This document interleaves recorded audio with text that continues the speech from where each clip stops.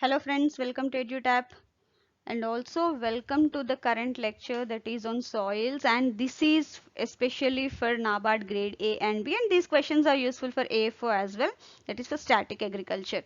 See friends, this session was planned for as a live session, but because of some network connectivity issues at my end, I am preparing this in the form of a video, and here I'll cover few MCQs which are important, which are related to this particular topic.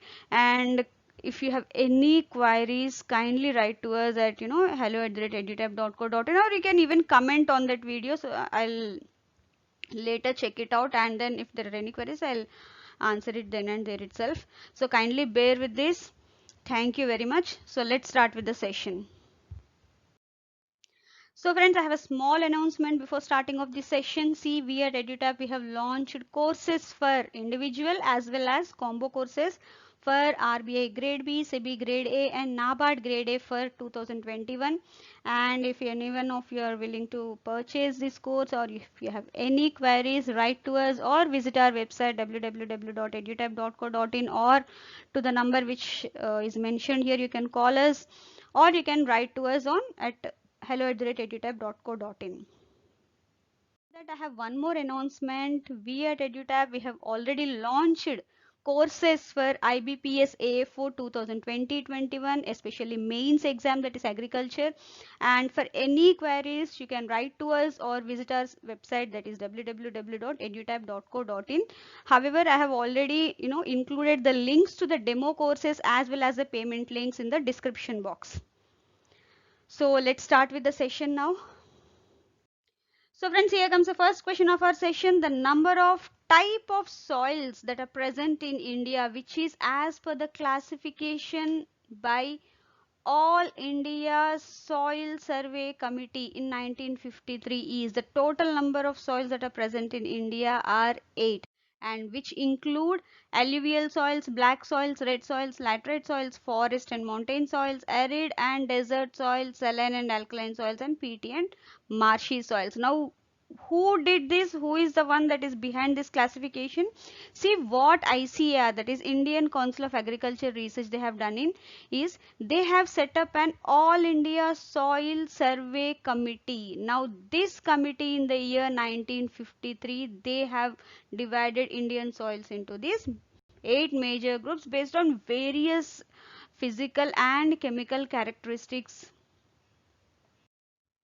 So friends, here comes the next question. Kanhar soils. It is a name given to which type of soils? Now friends, Kanhar soils, generally it's a local name in Chhattisgarh, and especially this is the name given to clayey.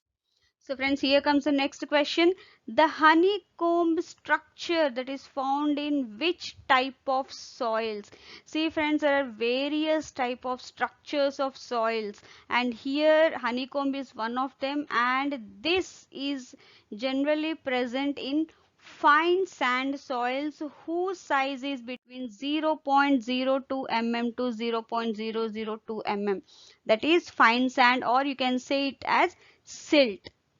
Silt is the one, it has that structure, and this soil structure is very important for the growth of the plant, because it affects water and air movement in the soil, and also the presence of nutrient availability for plants. It gives proper spacing for the root growth, and also proper environment for the microorganism activity. So soil structure is very important for the plant growth, and this honeycomb structure is generally found in soils containing the size of 0.02 to 0.002, which is silt, or it can also be fine sand as well.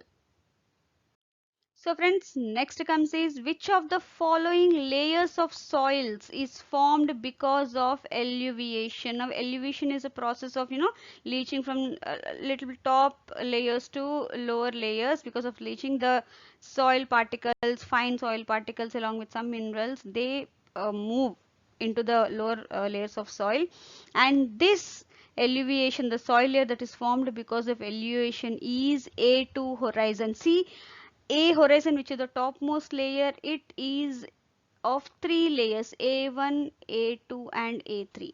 Now of all these, this layer is generally formed by this alluviation. See, as you can see here, it's a process of, removal of constituents, whatever the soil constituents are there in suspense or in solution, by percolating water from upper to lower layers. This is what we have discussed, and this is the topmost layer of soil, A horizon.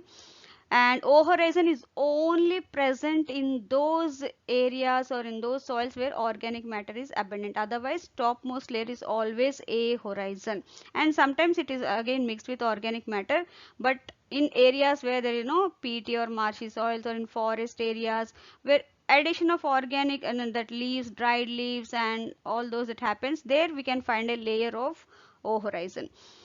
And here, as you can see, this A horizon is divided into A1, A2 and A3, of which A2 is the one that is formed because of elevation. That is the reason this is also called as E horizon. So friends, next comes is, which of the following types of fertilizers contain two or three primary plant nutrients, of which two primary nutrients are in chemical combination? So this is, chemical mixture of two or more plant nutrients that is essential for plant growth, that is, added as a fertilizer to soil, and these are called as complex fertilizers. See friends, based on the type of, composition and combination of fertilizers, there are various types of fertilizers. And here generally this confusion arises between complex fertilizers and mixed fertilizers. Complex fertilizers are those where, chemical combination of fertilizers can be observed, like, diammonium phosphate, nitrophosphates, both phosphorus and nitrogen that can be provided. Ammonium phosphate similarly, phosphorus and ammonium, that is nitrogen. But in mixed fertilizers, these are physical mixtures of straight fertilizers, that is a single nutrient fertilizers they will be present. Then they are mixed manually or mechanically, thereby, making the nutrients available to the plants by adding that to the soils. So here this is a major difference. Complex, chemical combination, mixed physical combination only. There won't be any chemical uh, combination of these or any chemical reaction in that. So friends, next comes is, alluvial soils are formed from which soil order? See, as such, there are 12 soil orders as given by, United States Department of Agriculture, and based on that, on those 12 orders, all the various types of soils generally are, formed from one of these orders only. And here alluvial soils especially, they are formed from N-T-soils. This is the order, and from this alluvial soils are formed. And what are the major characteristics of alluvial soils? These are generally deposited in flood plains for by transportation in streams and rivers, hence they are, highly nutritional rich soils that are considered. And it is a azonal soils, it doesn't have any horizons.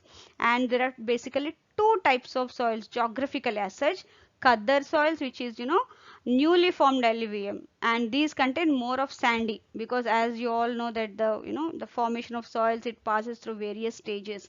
So the newly formed soils, whatever it might be, they have more of sandy, only sandy soils. Bhangar, that is older alluvium, which are more clayey in nature. Now color of these alluvial soils generally light gray to ash gray, and then texture would be sandy to silty loam or clay, based on the age, whether if it's young age or old age, based on that the texture again differs of alluvial soils. So friends, next comes is, which of the following crops is used as a soil conditioner? Also it protects against soil erosion, as a fertilizer addition, and for silage purposes also. So this is one such crop that is used for all these purposes, and that is alfalfa, which is also called lucerne, and scientific name is Medicago sativa, family Fabaceae. See, it has a very deep rooted system up to at least 9 to 16 feet. Because of this is very beneficial to soil, and also because, as it is a leguminaceae plant or the fabaceae plant, they have root nodules, so they fix nitrogen it is available deep rooted. Now the soil, it provides good aeration to the soil, and thereby for the next crop the soil would be very friable or granular, so that it will support properly.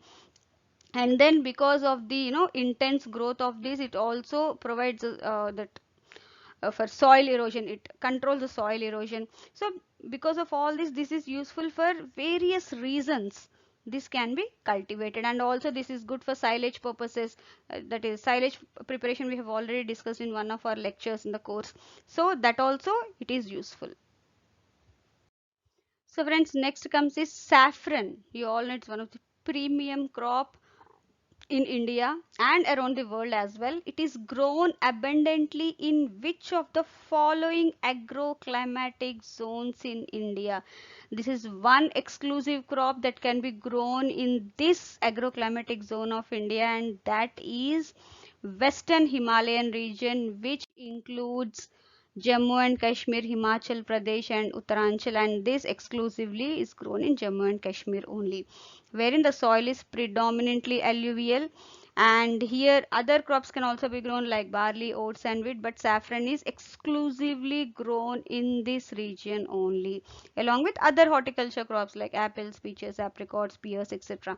And here the cropping intensity, it is lowest in Jammu and Kashmir and highest in Himachal Pradesh in this particular region, that is Western Himalayan zone.